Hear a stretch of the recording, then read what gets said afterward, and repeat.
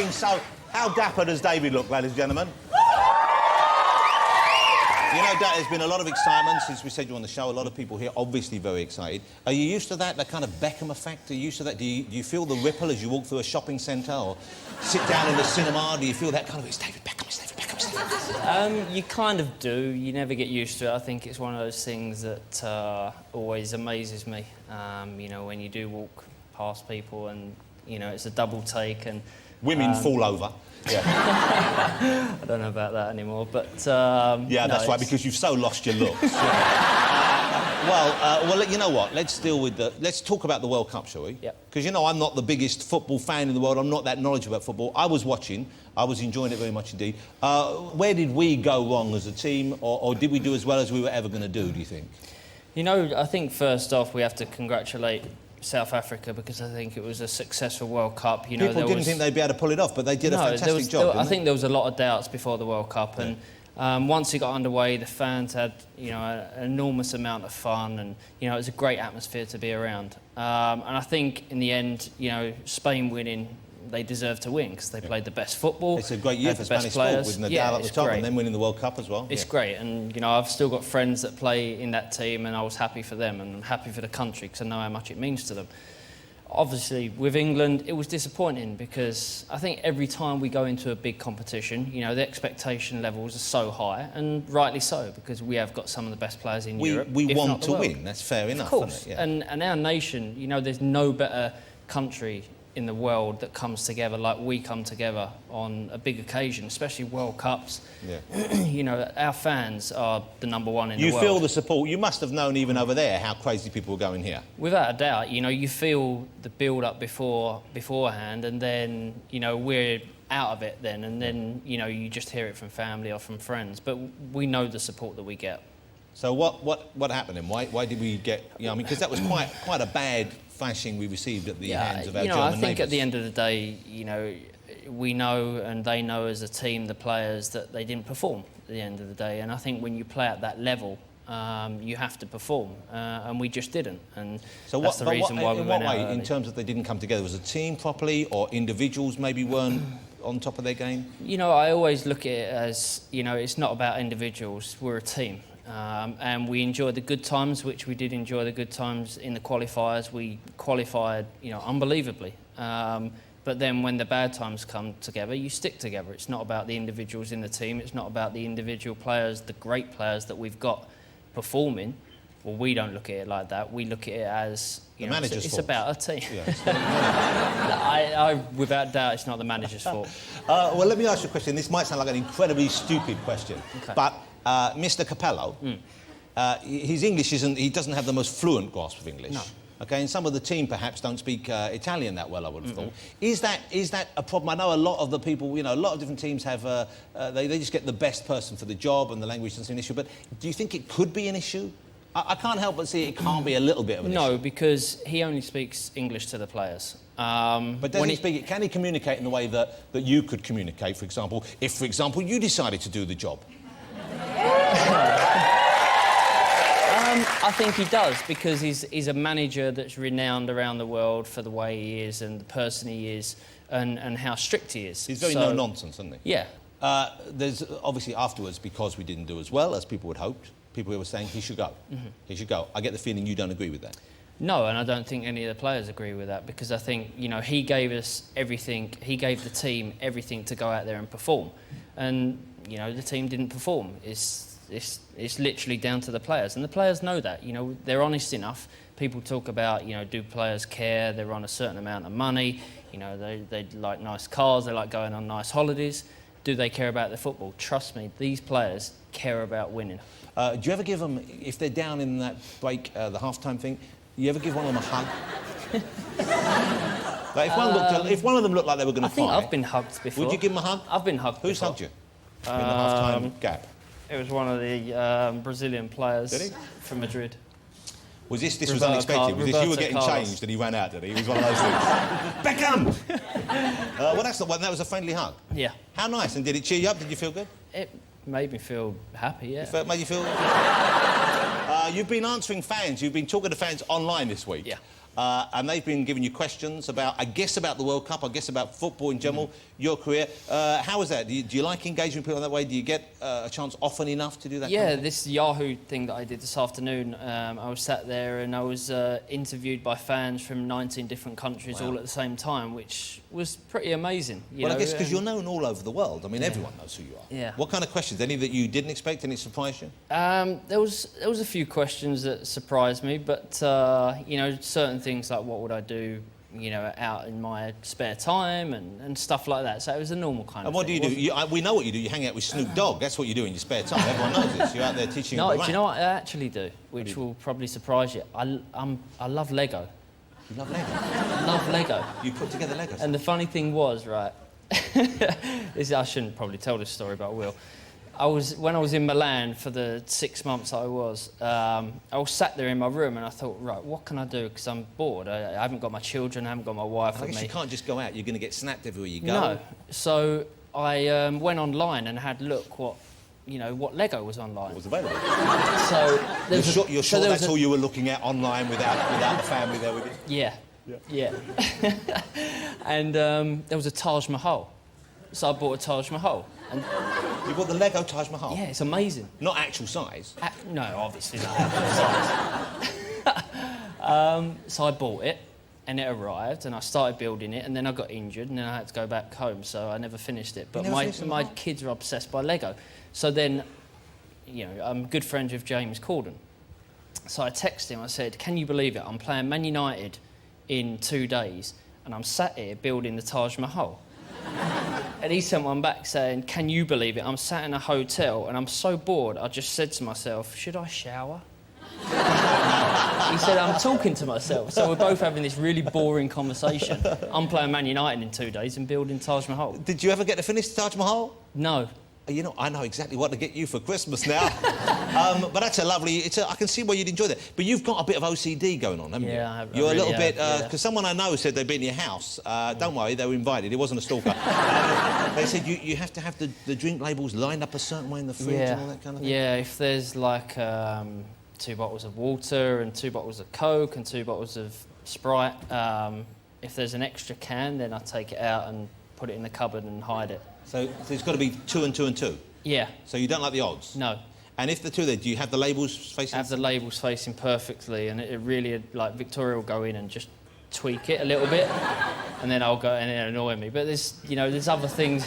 Well, no, why would she do that? Why would she want to annoy you? Because well, it's the same, you know, I'm really tidy, and, you know, that's why we're kind of perfect, because she'll mess up the house and I'll tidy it up. What's the worst thing she leaves home? Is it old knickers? There's some tights over there? No, the old knickers I don't mind. That's fine. No, depends how big the pile gets, though, doesn't it? If there's a year's supply, you get cross. You've seen the size of it. The knickers are only small. I can imagine. Imagine it looks like a bit of tooth floss lying on the floor, doesn't it? Do people still call her posh much? Does she get that? I guess she gets it in the press. She's down in my phone as posh. Are you for posh? Yeah, she's just, you know, she'll always be posh.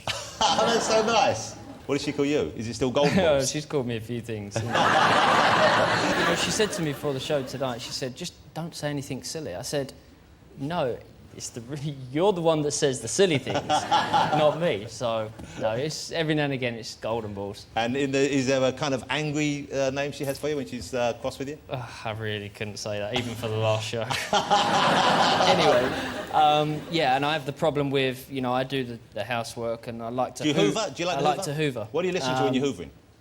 You put the music on, or you like... kids running around. So you don't hear that. And the kids, you've got the 3 boys, of course. Yeah, 3 boys. I hope you don't mind me saying this. I was out in Los Angeles for my wife's work. She writes movies now. We were out there briefly, and we're staying in a hotel, and the hotel has a lovely kind of breakfast area. And while she was there, I was upstairs. I was probably in the gym.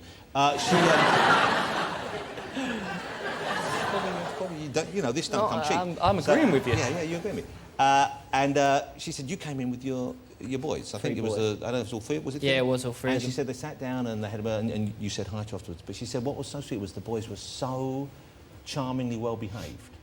And she said, and afterwards, as you leave, she heard one of them say to you, Daddy, thanks for taking us for breakfast, Daddy. And she said it was just the sweetest thing. And they seem, I just met one of them, what sweet little boys. Do you know what? They are really sweet boys, and they're well behaved, because me and Victoria, you know, our parents were strict with us and we was brought up in the right way, and My mum's here somewhere in the. She's here this evening? Yeah, she's here, and you know, we want to bring our boys up the way we were brought up. You know, we've got a fun house. They run around, they sing, they dance. You know, they love Pineapple Studios, actually. Don't we all? Funnily enough, yeah. They love Louis. And, you've got to have a bit of Louis Spence in your life. Yeah, of course. So, you know, they're very polite boys, like, you know, like your wife said, and, you know, I think that's the way they should be. You know, they're very grounded boys. You know, my 3-year-old Cruz, you know, he's been saying please and thank you and excuse me since he was 3 years old, and that's the way. You know, there's no reason big on the for manners. them You're not. big on the Yeah, manners. And of course, there's no reason for them to be. You know, they have their bedtimes. You know, Cruz is 7:15, Romeo's 7:45, and Brooklyn's 9. So it's Can I ask you, important David, that when they're in bed, if one of them's facing the wrong way, do you turn them around so they're all looking the same way? Because you've got an odd number there. That can't be good for you, having 3. You've got to go for number 4. David, you need number 4 to balance it out. When are we going to see number 4? You know what? We're really enjoying our 3 boys at the moment. You know, they're at a great age. Are you trying for number 4? We're always trying. Now, here's the thing. There must be pressure on, not on them as such, but certainly people are thinking, I wonder if they're going to be footballers. I wonder if they'll have the skill their dad has, because you do have incredible skill. Do you see that in them? Is that something you would encourage? Is that something you'd be keen for them not to have to do? Because obviously the pressure's there. I would love them to go into football. At the moment, they're calling it soccer because they've got proper American accent, full American accents. Do you think the world will call it soccer before long? I'm sure, you know, if America have anything to do with it, they will, because they're such a powerful country and they believe, you know, they believe in football. Well, so they did well in the World Cup, didn't they? They did pretty well. It will get bigger and you know, more, you know, it will get bigger. When are you playing again? When are you fit enough to play yet, or nearly there? I'm 4 months almost after surgery. I wasn't meant to run until 4.5 months, but I started running 10 days ago. So that's the Jackie Chan approach, yeah, right there. Yeah, might as well. If not, I'll end up in hospital. So. But it must be driving you a bit crazy, isn't it? It is. It's killing me. It's, you know, not playing football. It's something that I've never had to. You know, I've never had such a bad injury. I broke a bone in my foot, broke my arm and ribs, but apart from that, you know, this is the worst injury I've had. And so when you get back in the game, and I don't want this to be a depressing question, but sportsmen playing at your level of the game, they have a limited period when they can keep that and compete with the younger players. How long do you think you got left in you at the very top? I still believe that I have.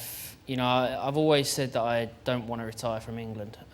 If I don't get picked again, then I don't get picked. But, you know, I want to be available. And if I have the chance to play for the country again, I've played 115 times and I want to keep playing. So if I get the chance, then I would, you know, I believe that I've still got a lot to offer for the country. Now, you recently went out to Afghanistan to visit the troops out there. Yeah. There's a shot of David out with one of the boys serving out there right now. How did that come about? How did you get out there?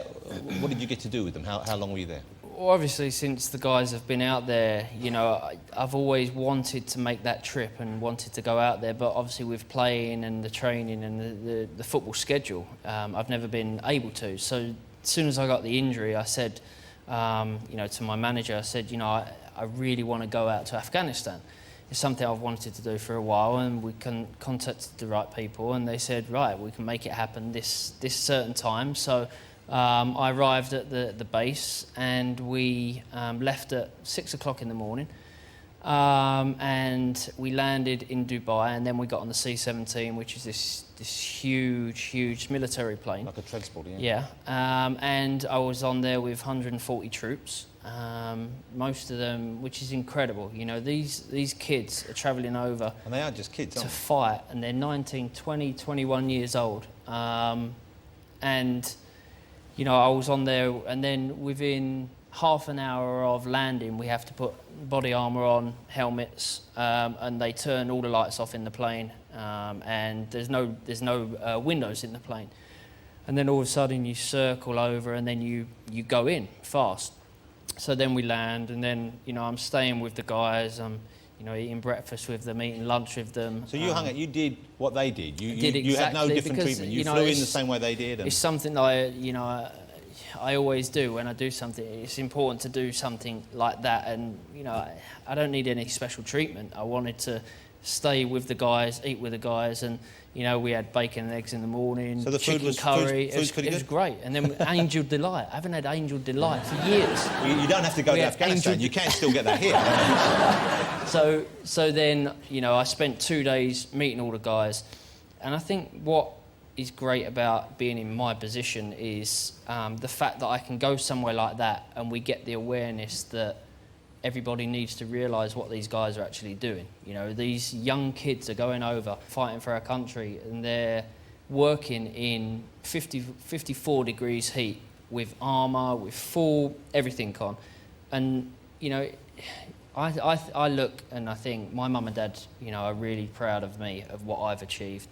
You know, what must these parents think of what their children, their husbands, their wives do in Afghanistan? You know, something as you know, as a English person, we should be really proud of that and really support our guys. And it's something that I want to do in the future. I want to raise awareness. I want to raise, you know, money for the families that have lost, you know, their loved ones. And I think it's so important to be able to, you know, tell people, because until you actually go there and visit the guys and see and talk to them and look in their eyes and see that fear's there, but they know that they've got a job to do and they know what they're doing. And speaking to them, they actually feel like, you know, a lot of them said, you know, we feel as if we've forgotten over here. And I said, actually, do you know what?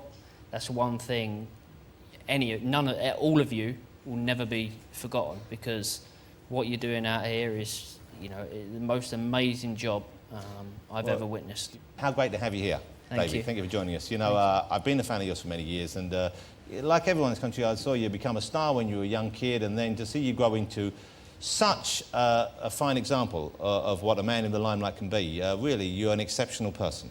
Thank you very much. And I thank you for being here. Ladies and gentlemen, Mr. David Beckham.